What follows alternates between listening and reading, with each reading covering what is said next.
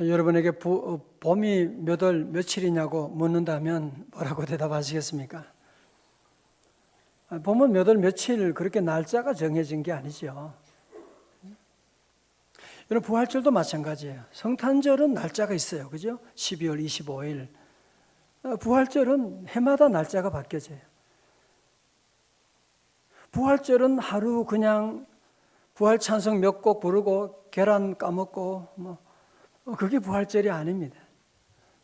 여러분 교회력을 보면 부활절은 모든 절기의 클라이막스에 있는 거예요. 그래서 부활절 전에 40일을 사순절이라고 말하는 거예요. 그리고 부활절 이후에 50일을 오순절이라고 말하는 거예요. 성령 강림절까지 오순절이라고 하는 이 부활절을 기뻐하고 축하하고 매주일이 그래서 부활절이에요. 마치 봄이 오면 산에 들에 진달래 피고 개나리 피고 우리 동네도 얼마나 아름다운 꽃이 지금 피어나는지 몰라. 벚꽃도 피고 어디 신방 갔더니만 목련이 얼마나 이렇게 피어있는 봄이 오면 그러는 거예요. 우리가 부활절을 맞이하면서도 우리 모든 성도들은 부활절은 하루가 아니야.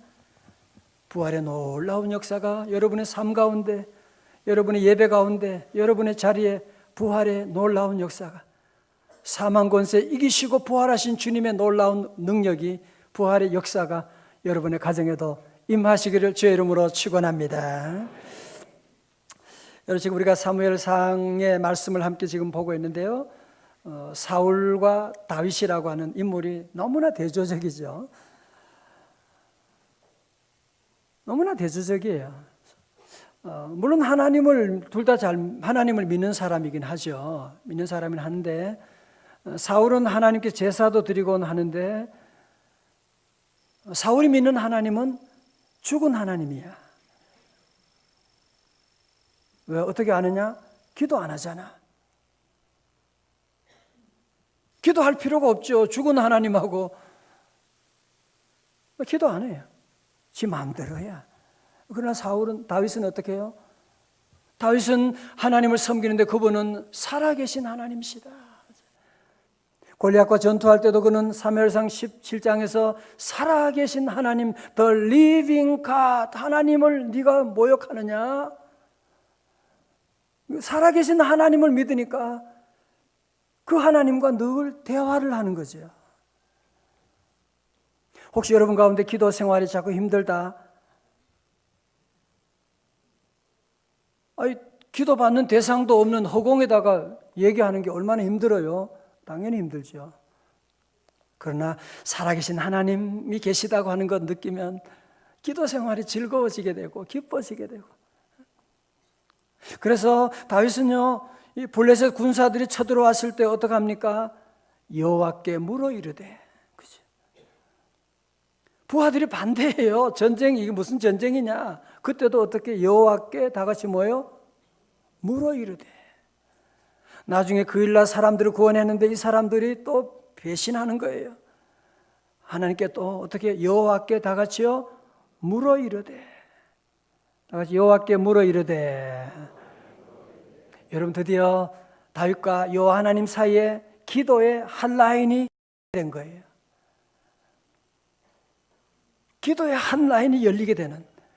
성도 여러분, 천지 만물을 창조하시고 오늘도 모든 일들을 주관하시는 여호와 하나님과 기도의 문이 열렸다. 언제라도 전화기를 들면 하나님과 대화할 수 있다.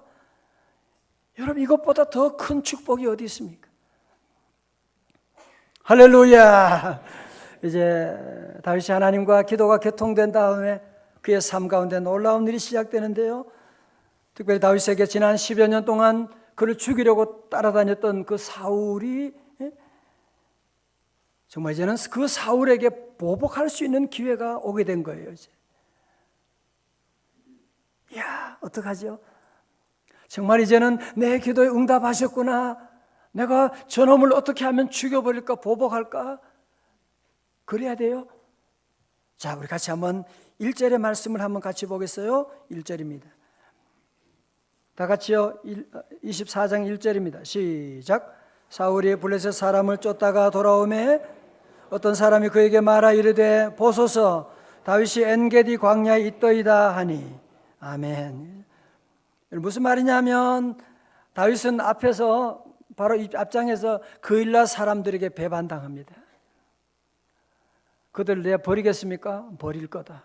그런 얘기했었죠. 나중에 10사람도 그를 배반합니다.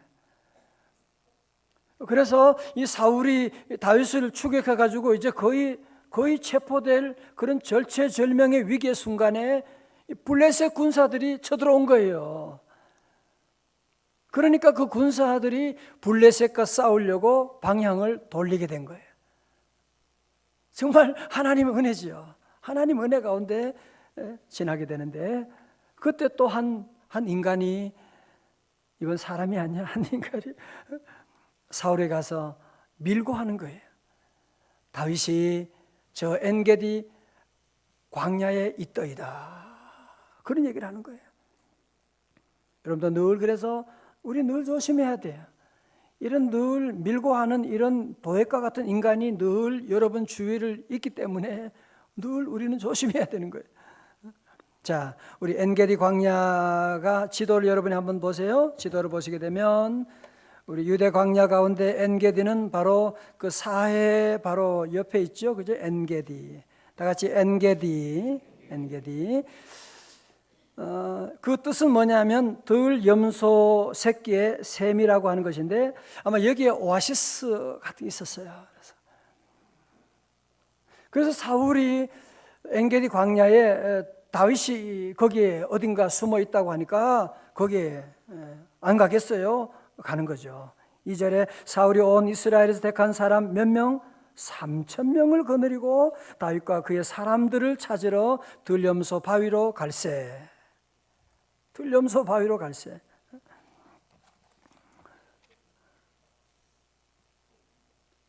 여러분 3,000명, 다윗의 사람은 지금 몇 명이죠? 600명. 그런데 이 사울 그것에 한 5배나 되는 사울의 군사들은 3,000명이 되는 특전사예요. 특전사. 여러분 특전사 아시죠? 특전사이지 말입니다. 하는 거 있잖아. 특전사이지 말입니다. 아는 사람은 알죠. 거기까지 이제 다윗을 잡으려고 따라온 것입니다.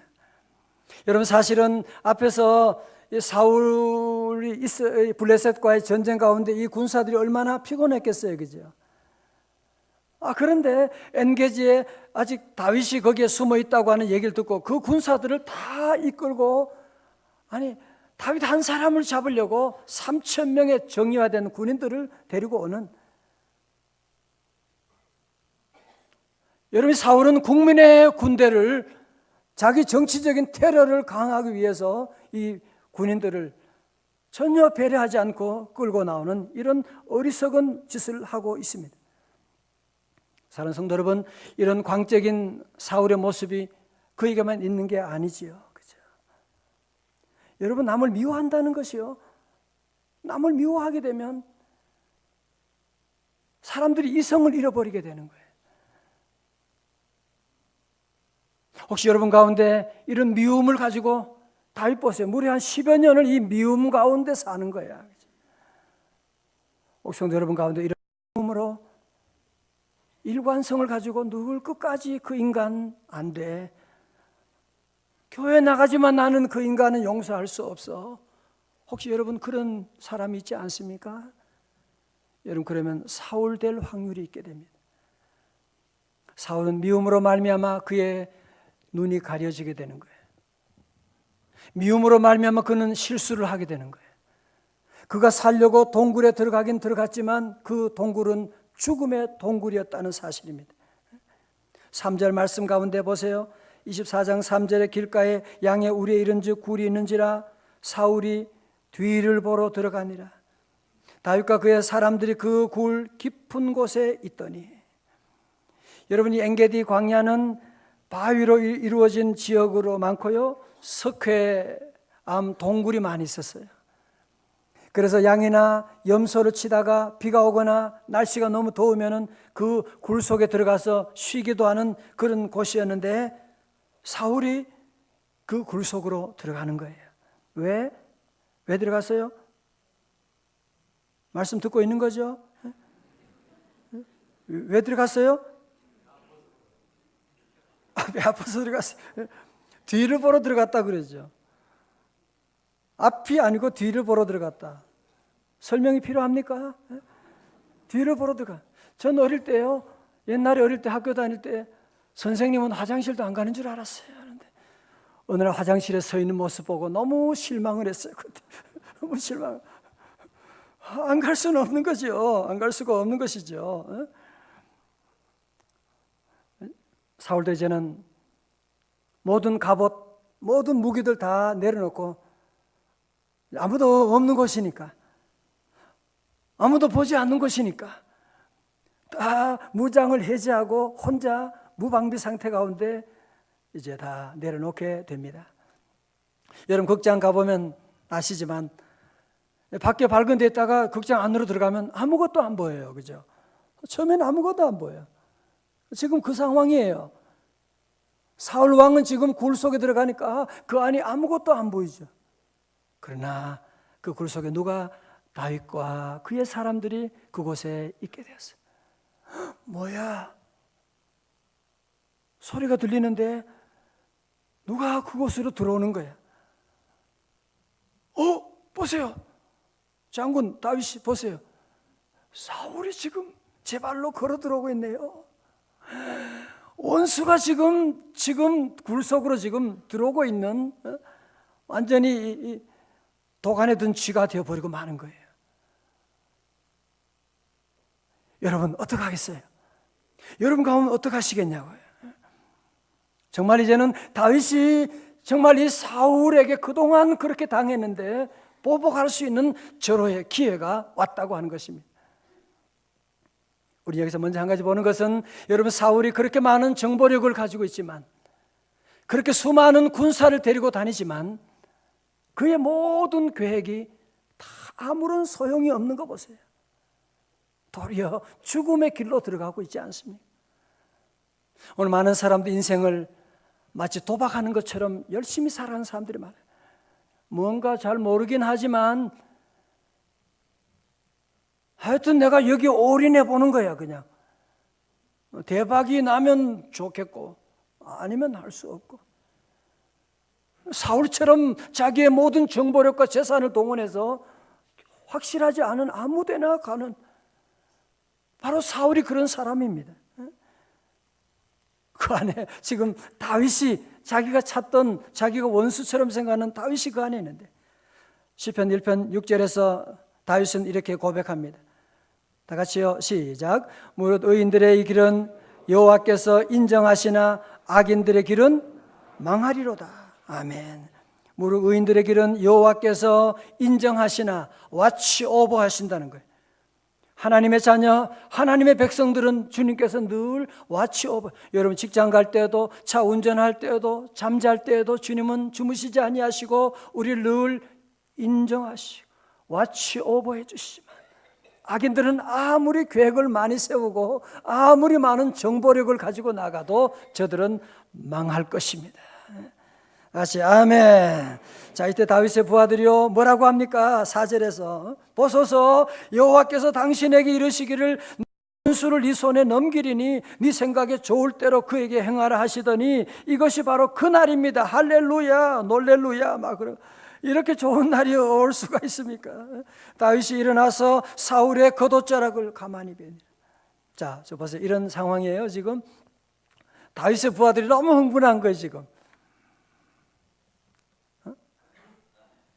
다윗 장군이시, 여호와께서 원수를 손에 붙이면 죽이라고 했는데 바로 그 날이 왔습니다. 이제 하나님이 주신 이런 절호의 기회가 오게 된 것입니다.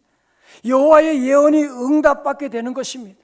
사울의 시대는 그하고 다윗의 시대가 레아도다. 할렐루야 그러면서 이 다윗의 결단을 촉구하고 있는, 별의별 소리를 다 했겠지요. 제가 그래서 오늘 이 말씀을 일부러 자세히 봤어요. 아니, 언제 다윗에게 여호와께서 이런 예언의 말씀을 하셨는가 찾아보는데 그런 말씀이 없어요. 무슨 얘기예요? 지금 다윗의 부하들이 여호와 하나님의 이름을 빙자해 가지고 자기가 하고 싶은 얘기를 지금 하고 있는 거예요. 이걸 가지고 무슨 복음이라고 한다? 내가 복음이라는 거예요. 내가 복음. 내가 가라사대. 여러분, 그래서 늘 조심해야 돼요. 우리 주위에도 많은 사람들이 특별히 기도원 같은 데 가면 뭐 이거 안 바치면 너 자녀들 죽는다고, 사업이 안 된다. 어떤 분은 막 제게 전화해 가지고 목사님 그런 얘기하는데 어떻게 합니까? 그런 분들이 많아요. 여러분, 그런 얘기에 유혹되면 안 돼. 아니, 목사라고 할지라도 하나님 말씀을 빙자해서 자기 소리 하면 안 되는 거예요. 그때는 노맨이 돼야 돼. 아멘 하면 안 되는 거예요. 여러분, 저는 그래서 늘 고민하는 것이 제가 하나님 말씀만을 대언해야 되는데, 그래서 저는 늘 강해 설교를 하는 거예요. 강해 설교. 여러분, 조금 지루할 때가 있지만 강해 설교를 하는 것은 왜냐? 내가 하나님 말씀만 대언해야지 내 얘기, 내 논리를 성도들에게 전하면 안 되니까 그런 거예요. 여러분, 창세기 3장도 아담도 보면 그 안에 사랑하는 아내가 엉뚱한 소리 하잖아요. 그러니까 선악과 사건이 시작되는데 창세기 3장 6절 설교는 어떻게 했죠? 여자가 그 나무를 본즉 먹음직도 하고 보암직도 하고 지혜롭게 할 만큼 탐스럽기도 하고. 여자분들은 이런 데 아주 예민해요. 보는데 물건 새로 나왔다 말이죠. 유행이 새로운 뭐 몸에 좋다더라. 얼마나 잘하는지. 여자가 그 열매를 따먹고 자기와 함께 있는 남편에게도 주매 그도 먹은지라 바보야. 갈로하고. 여보세요. 여기서 아담이 뭐라 그래야 돼요? 여보, 미쳤어? 하나님이 먹지 말라고, 먹으면 죽는다고 했잖아. 그래야 되는데 아담이 보세요. 아멘 그러면서 먹고 나가는. 여러분, 그래서 우리 아내들이요, 잘 들으세요. 남편들을 신앙 안에 잘 기도하고 얘기해야 되지. 기도도 안 하고 느낌대로 함부로 얘기하고 그러면 집안이 다 망하는 일이 생기게 되는 거예요. 여러분, 성도들은 늘, 그래서 오늘 여기서 우리는 중요한 한 가지 배워야 돼요.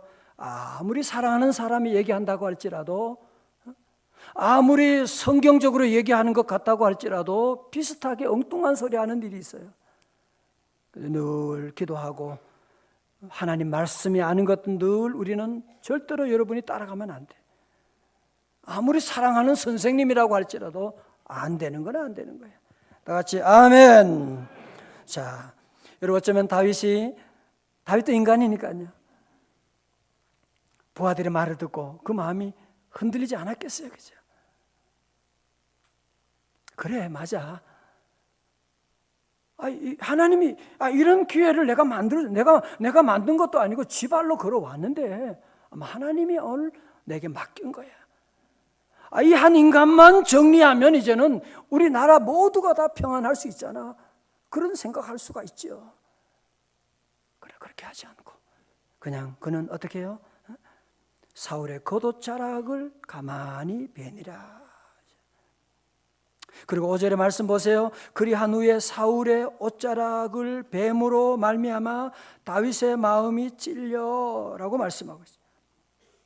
여기서 사울의 옷자락을 벤다라고 하는 동사가 뭐냐? 영어로 보니까 cut off라고 그렇게 나와요. 여러분, 요즘 얼마 전에 각 정당에서 공천할 때 cut off 한다, 공천한다 그런 얘기했는데 바로 이게 cut off예요. 자른다, 베어낸다 라는 말이고, 오늘 저는 특별히 이 본문의 말씀을 묵상하는 가운데 너무 놀라운, 너무 감동적인 말씀이 여기 나와요. 여러분, 그게 뭐냐면 다윗은 사울을 찔러 죽일 수 있는 그런 찬스가 그에게 왔지만 그를 찌르지 아니하고 그냥 옷자락만 베고 도리어 그는 그의 칼을 누구에게 돌립니까?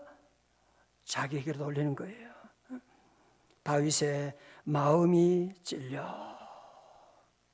다윗의 마음이 찔리는 거예요. 내가 왜 기름 부음 받은 종에게 이런 못된 짓을 했는가? 물론 자기의 무고함을 증명하기 위한 자료로 증거물로 그가 하긴 했지만 그의 마음이 이것 때문에 너무나 괴로워하고 있는, 다시 말해서 양심의 가책을 받고 있다, 그런 말입니다. 성도 여러분, 요즘 우리 사회를 보면 점점 양심이 마비되어가는, 여러분, 인간됨과 동물의 차이가 뭐예요? 양심이 살아있느냐? 동물은 자기 본능대로 행하는, 점점 우리 사회가 지금 끔찍한 일들이 너무 많이 일어나고 있습니다. 그러나 사실 이것도 다 예언된 말씀이에요. 디모데전서 4장 1절에 그러나 성령이 밝히 말씀하시기를 후일에 어떤 사람들이 믿음에서 떠나 미혹하는 영과 귀신의 가르침을 따르리라. 그랬더니 어떻게 돼요? 자기 양심이 화인을 맞아서 외식함으로 거짓말하는 자들이라. 자, 저를 보세요.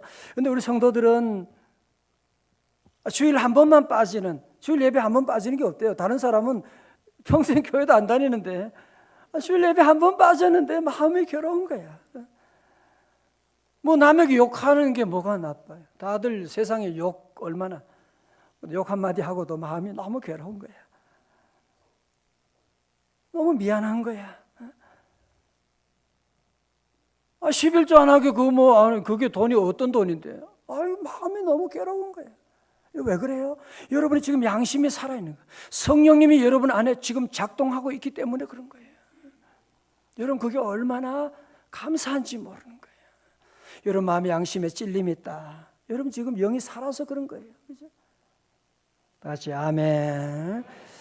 요즘 우리 사회 지금 시인 윤동주 씨에 대한 그런 얘기가 다시 리바이벌이 되고 있고, 그분의 시집도 다시 출판되고 소설도 나오고, 얼마 전 영화도 동주라고 하는 영화가 나와서 관객 100만이 돌파되었다고 그런 얘기를 들었습니다.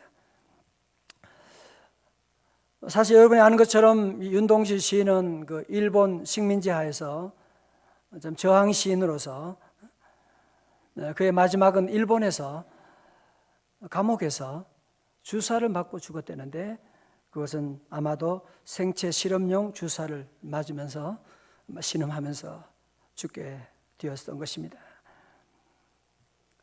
그런 정말 윤동주 씨는 그 어려운 암담한 시대 가운데 살아가면서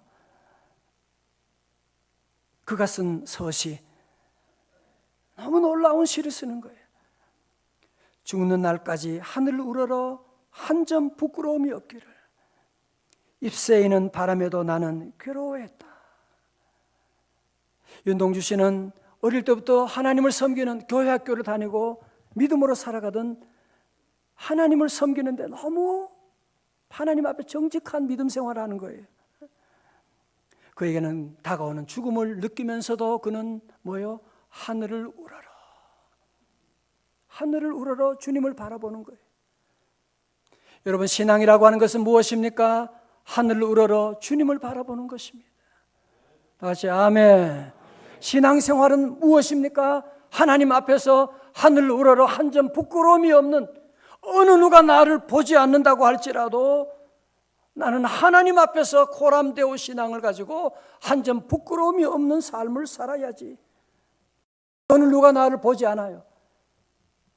그래도 정직하게 볼펜 하나라도 내가 훔치지, 종이 하나라도 가져가지 않고 하나님 앞에 내가 정직하게 살아가려고 하는 그 몸부림이 있는 거예요. 잎새이는 바람에도, 잎새라고 하는 것은 잎사귀라는 말이잖아요. 충청도 방언이라고 사전에 나왔더라고요. 여러분, 잎새는 꽃처럼 화려하지도 않습니다. 잎새는 가지처럼 튼튼하지도 않습니다. 그런 연약한 잎새에 불어오는 작은 바람에도 나는 괴로워했다. 우리 조국의 아픔 가운데 그는, 어떤 사람은 도리어 그 당시에 일제를 등에 업고 더 잘 먹고 사는 사람도 많았지만, 그는 조국의 모든 아픔을 다 느끼고 있는 거예요. 조국의 아픔을 짊어지면서 끝까지 찬양하고 기도하면서, 잎새이는 바람에도 나는 괴로워했다.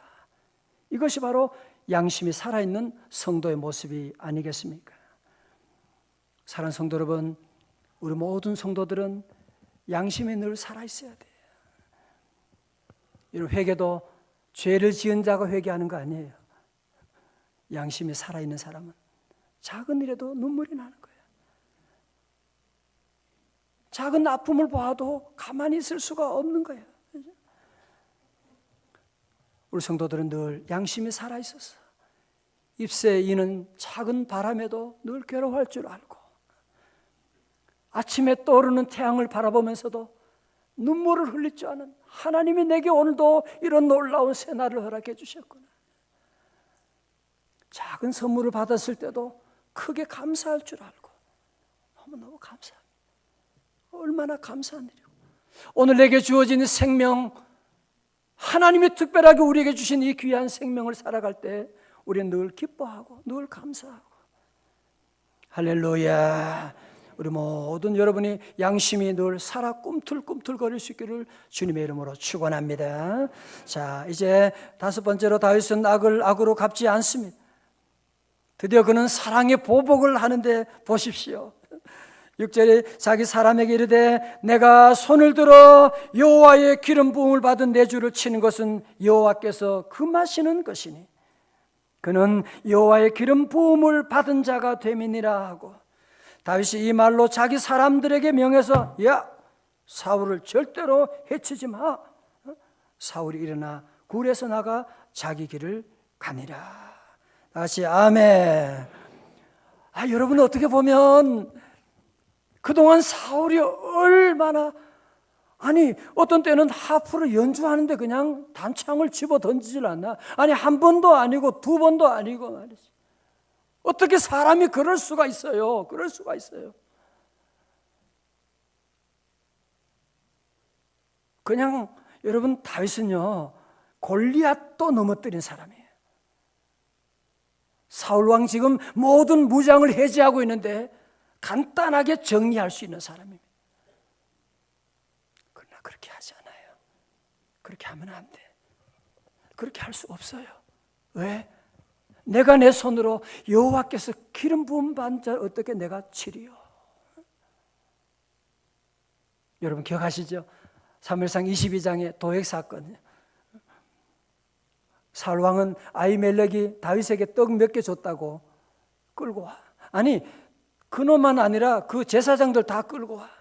그리고 아히멜렉 제사장과 85명의 제사장을 그 자리에 다 죽여버리게 되는. 다윗은 그렇지 않아요. 내가 어떻게 여호와의 기름 부음 받은 자를 내가 어떻게 해할 수가 있느냐? 너희들 절대로 건드리면 안 돼.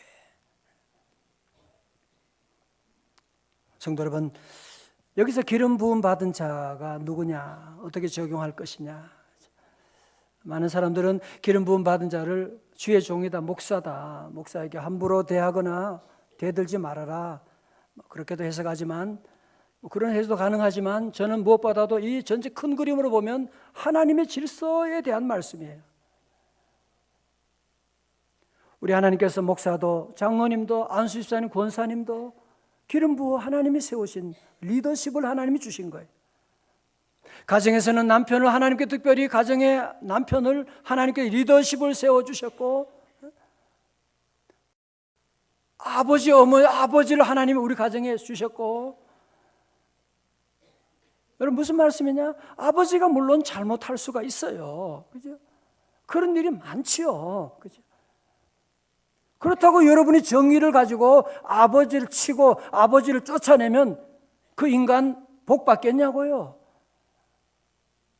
여러분이 선악과를 자꾸 정의를 가지고 얘기하면 안 돼. 항상 집안의 질서를 생각하는 거예요. 남편이 좀 때로 부족하고 실수할 때가 있죠. 그래도 하나님이 세우신 기름 부은 남편이에요. 잘 세워주고 격려해주고, 여보 당신은 할 수 있잖아, 내가 기도하니까.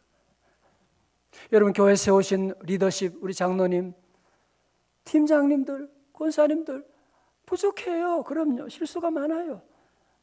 그래도 하나님이 세워주신 리더십을 인정하고 여러분이 늘 따라가고 순종해주고, 성도 여러분, 여러분이 어디를 가든지 어느 조직에 속하든지 항상 여러분이 이 리더십을 여러분이 인정하고 거기 잘 순종하고 나가야 돼요. 그러면 하나님이 그 다음의 길로 인도하시는데 거기에서 함부로 나가면 여러분이 안 되는 거예요.